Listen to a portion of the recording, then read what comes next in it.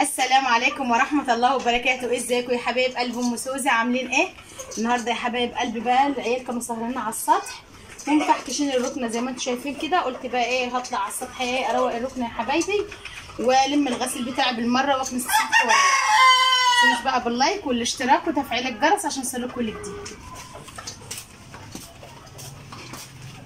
يعني الركنه بتاعتنا بنلم بس الغسيل ده كنت غاسله امبارح وحاطه الغسيل ايه مشراه، قلت هلمه بالمره كده.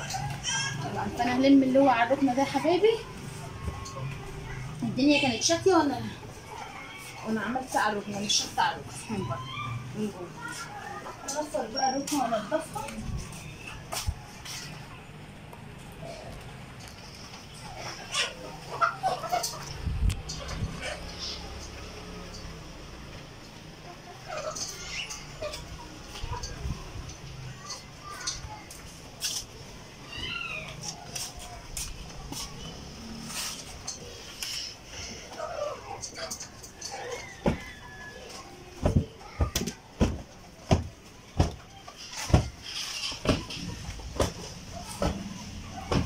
عارفين يا جماعه اللي احنا مربيين طيور على السطح وعفرت الطيور برضه بتعفر الدنيا.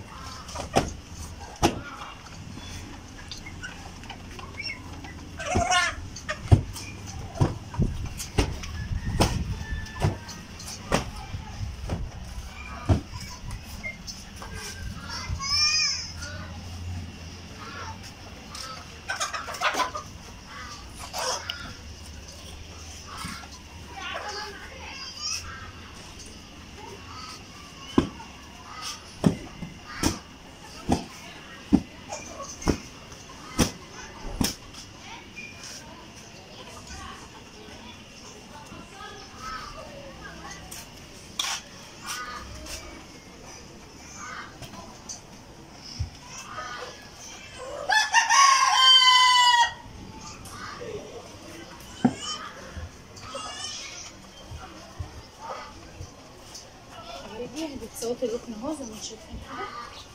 خليكم في الاول يا حبايب قلبي. امسح برضه الميزه بتاعتي برضه ما فيش.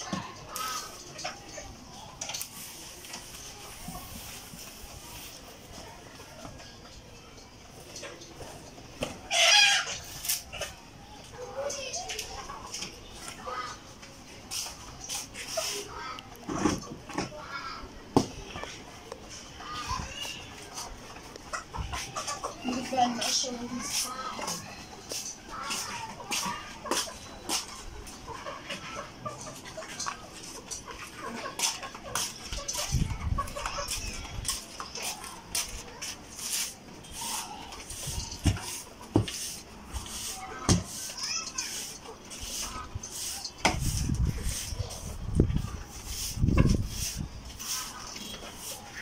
بفتح كل يوم يا جماعه على القناه ديت بس مباشر الساعه 7:30.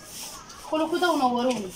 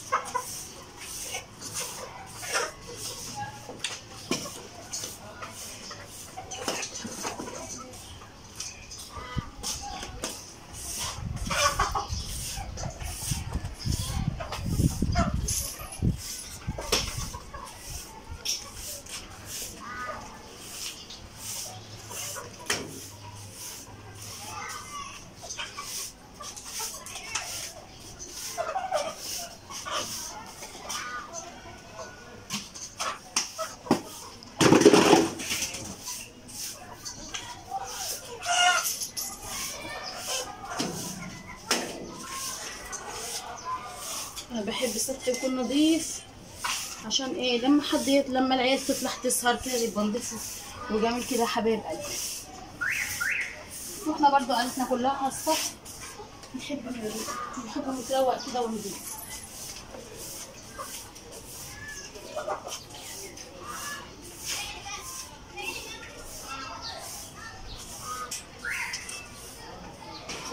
خلصت كده لسه حبايبي، نضفت السقف نضفت ركن خليته زي الفل.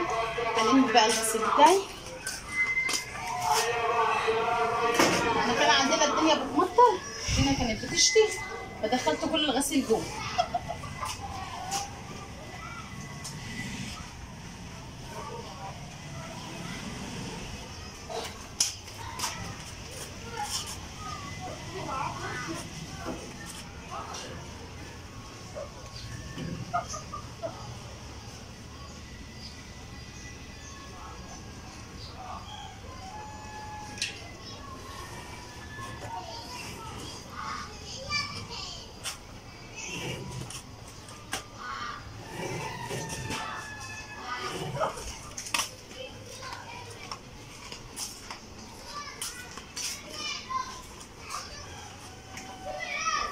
حبايبي قولوا لي بقى رايكم. عملت الغسيل، روقت الركنه وخليتها زي الفل اهوت. السطح خليته فل يا حبايبي. الدنيا بقت رايقه وزي الفل كده يا حبايبي. اكون خلصت بقى الروتين بتاعي. متنسونوش بقى باللايك والاشتراك وتفعيل الجرس عشان يوصلكوا الجديد. يلا سلام يا حبايبي.